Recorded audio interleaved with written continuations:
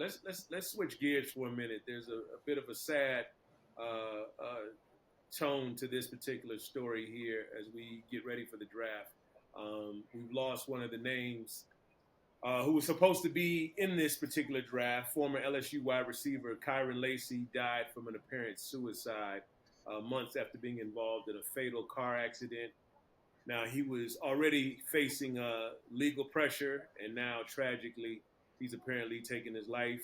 It's definitely a heartbreaking reminder of the mental health struggles young athletes face, on top of the pressure to perform, spotlight from the media, and then, of course, life off the field.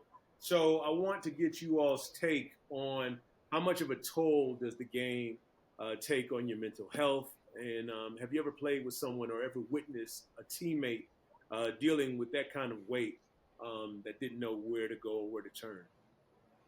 I'll go first.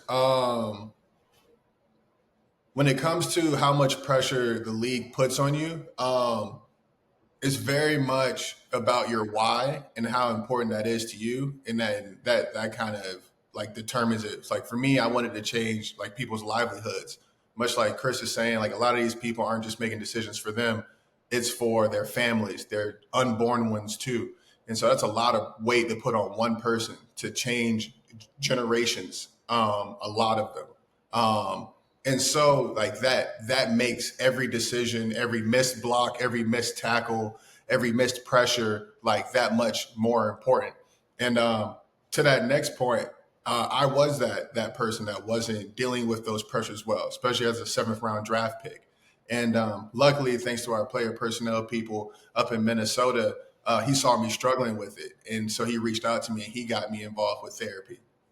And I was able to then handle the stresses of being a professional athlete and taking on those day-to-day struggles just a lot better. And I was able to eventually go on and speak to an Indian reservation in North Arizona about my own personal struggles with depression and my suicide attempt in high school.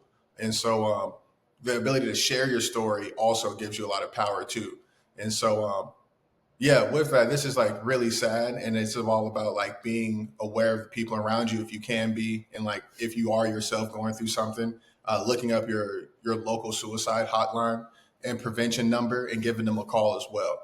And so, but yeah, no, it's pressure packed because it's a lot of money that can change a lot of lives, and if it means that much to you, you take it that serious, and you try to have an outlet and things like that. But eventually it does get up if you don't have those things already in place. And so try to have those in place as you go along this journey and you'll end up a lot better.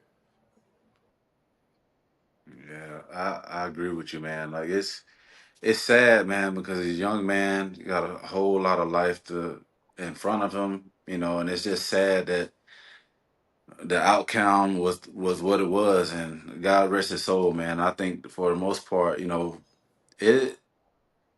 I could tell you from my perspective, man, like what I've been through.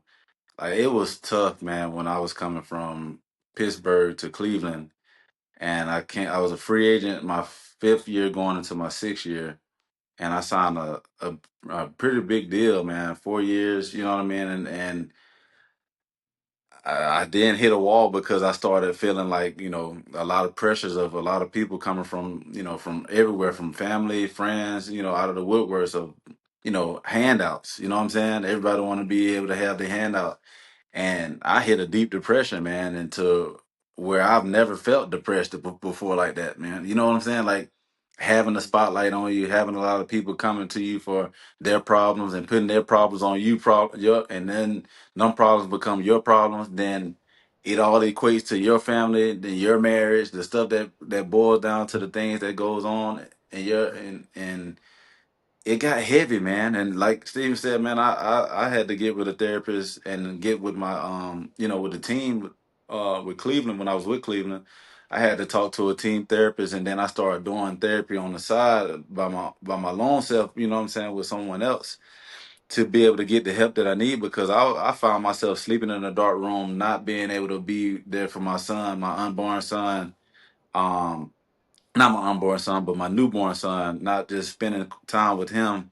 But I found myself like, man, what am I doing here? Like, I just feel so alone, but I got people around me, but I feel alone. You know what I mean? And I don't I can't talk to them because these things I feel like, oh, I should be a man and just be able to pick these things, roll my sleeves up, to be able to handle these pressures of the world.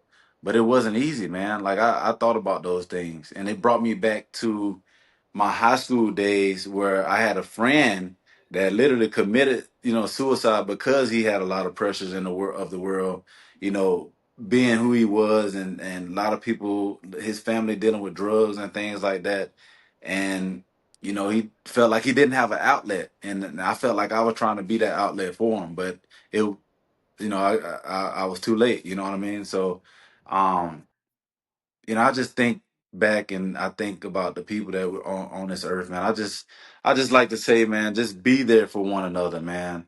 No matter what somebody may be going through, man, always, like, I feel like, put your arms around someone that's going through these situations. Like, we were just having this talk at the barbershop about where was his family, like where were the people that was around him, going on through this situation, because it's not easy involving investigation, like with the with federal investigation, the investigation, what's going on with him.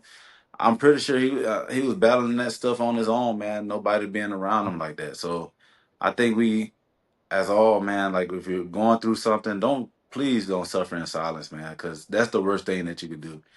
Suffering in silence is not the way to be, man. I promise you. Like, Yeah. if you have anything on your mind that you're going through, please be able to open it up and talk about it, please. Facts.